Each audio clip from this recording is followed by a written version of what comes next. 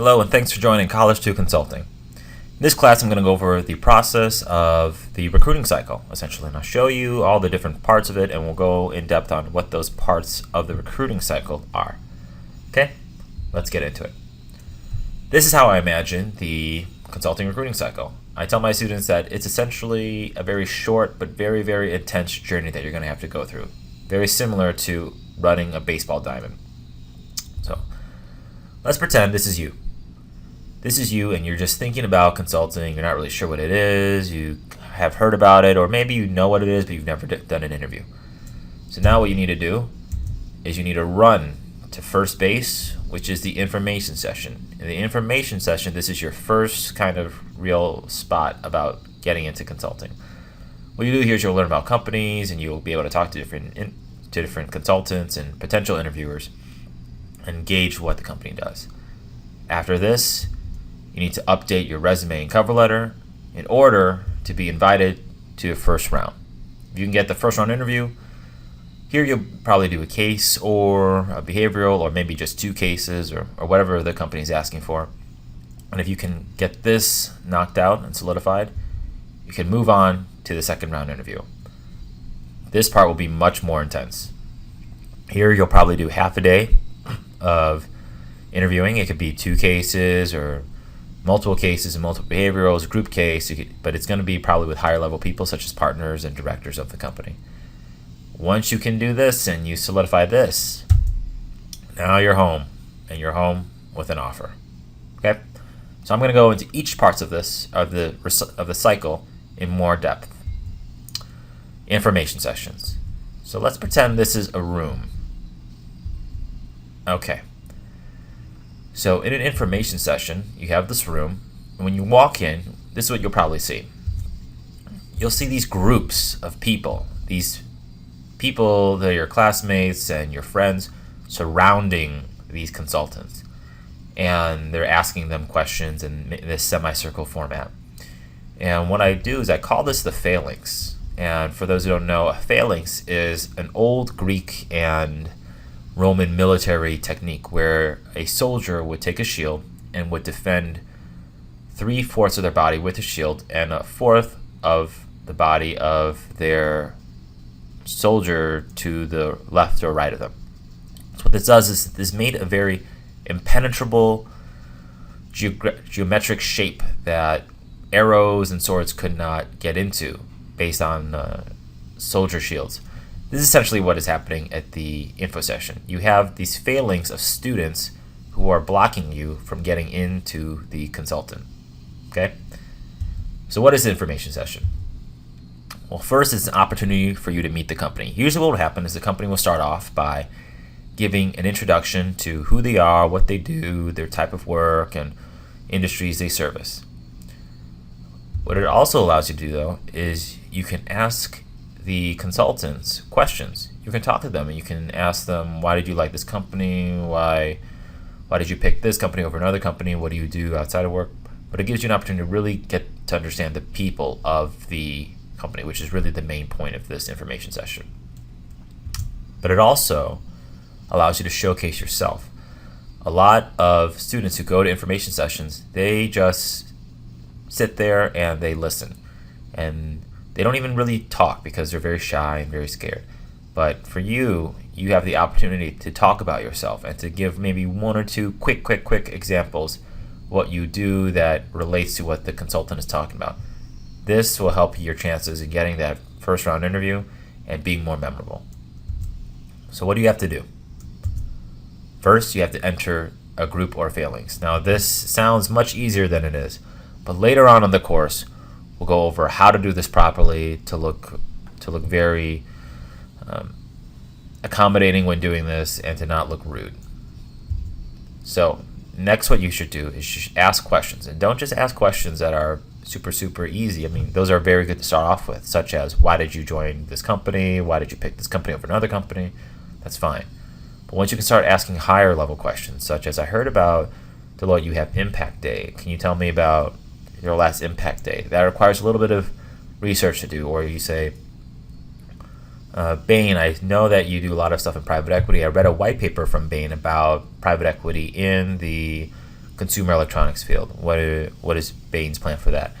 Now what you're doing is you're showing two things. You're showing the consultant that you've done research on this company, but also you show everyone else that you are here to have this conversation with this consultant, and because you've done this research, you deserve to be here, and the other students won't be able really to participate because they would probably have never done as much research as you.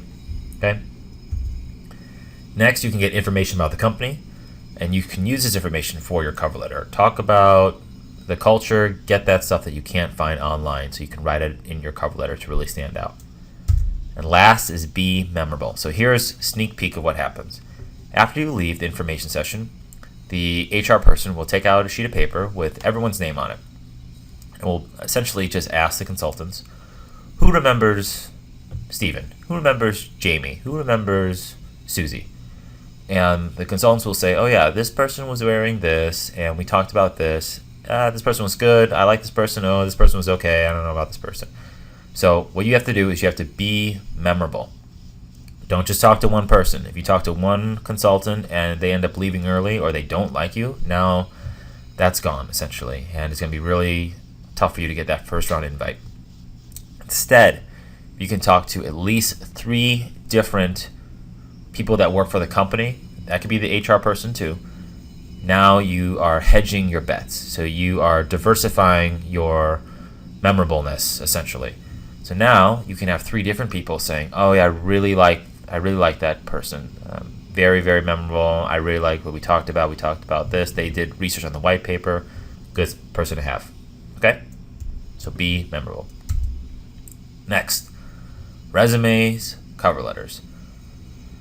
So, first of all, what is it? Well, it's essentially a summary of your accomplishments. Now, when I say accomplishments, I mean academic and I mean work-related and leadership. This doesn't mean that this is who you are, but on paper, for the purposes of getting a job, this is essentially who you are to some extent. So what you should do is show a story list of your skills. I say story list because a resume is a good way to say that you've gone through this type of trouble and you were able to succeed and get results of doing whatever you did. Okay? Also, it's a way for you to showcase your involvement with your community, with clubs on campus, or with other things that are very, very important to you. So what do you have to do? Well, the first thing is you need to be concise.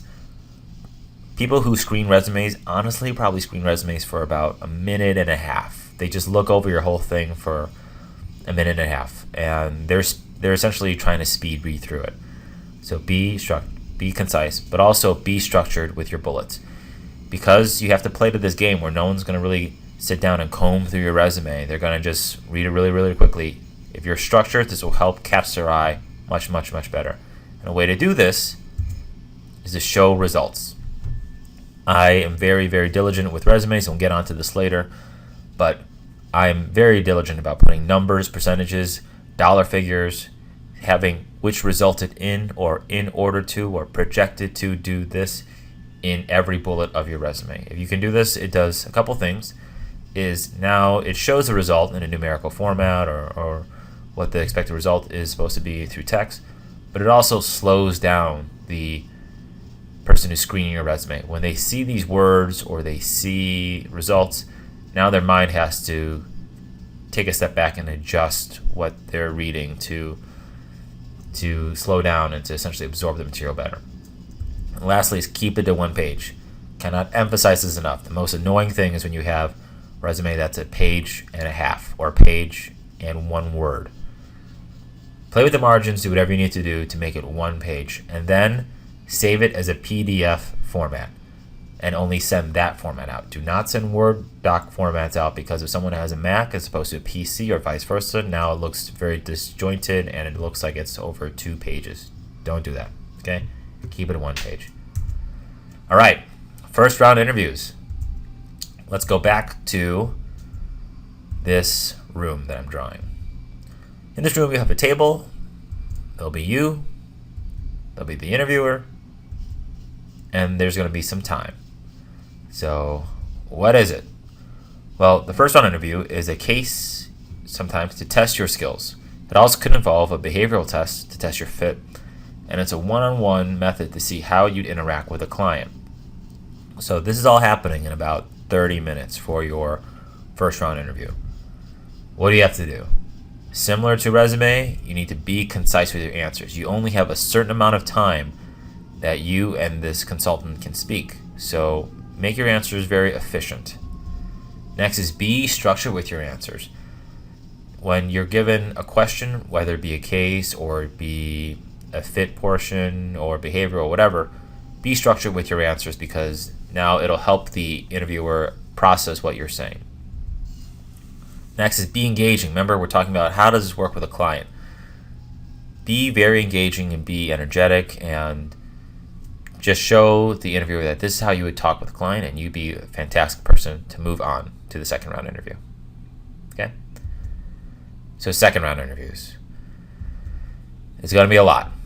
You might do a case, another case, and a behavioral, and now this is probably happening with partners or directors in the firm, so higher up people. So what is it? Well, it's a half-long day of interviews. And now you are doing very, very intense work and you have cases that are a little bit harder. And it's a way for multiple interviewers to get to view your points on skills and fit. As I mentioned before, it's with partners and directors now, so they're higher up, but now you have 3 different people, 4 different people, whoever it is, getting a sense of who you are so they can triangulate and say, we really want to give this person an offer, or not so much, it didn't work out. Also, you're going to get some harder cases. The first round interviews were really to see could you do what you needed to do. Second rounds, what I usually see is now you get more graphs and you get more data and you're expected to see how do you actually do with this. It's more real world stuff rather than just hypothetical type of work that you did with the first round. So what do you have to do? In anything, the behavioral, the cases, you need to manage this data. It's on you to see what data do you need. And they're going to give you a lot of data sometimes. And you might even ask for data that you don't need. But it's up to you to manage that data properly to see how do I get to the answer I need to get. Also, it's half a day. You need to keep up your energy.